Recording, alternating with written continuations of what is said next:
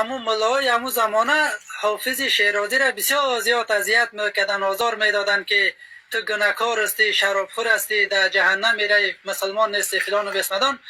بعد حضرت حافظ یک جواب بسیار خوبش به امت ملاها داره که میگوید عیب راندان مکن ای زاهد پاکیزه سرشت، که گناه دیگران بر تو نخواهند نوشت.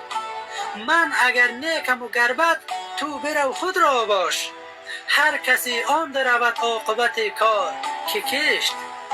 همه کس طالب یارند، چه هوشیار و چه مست، همه جا خانه عشق است، چه مسجد چه کنشت. ناامیدم مکن از سابقه روز ازل، تو پس پرده چی دانی که کی خوب است و کی زشت. نه من از پرده تقوا به در افتادم و بس، پدرم نیز بهشتی ابد از دست بهشت. سر تسلیم من و خشتی در میکده ها، مدعی گر نکند فهم سخن گو سر خشت. حافظا حافظا روز اجل گر به کف آری جامی، یک سر از کوی خرابات برندت به بهشت.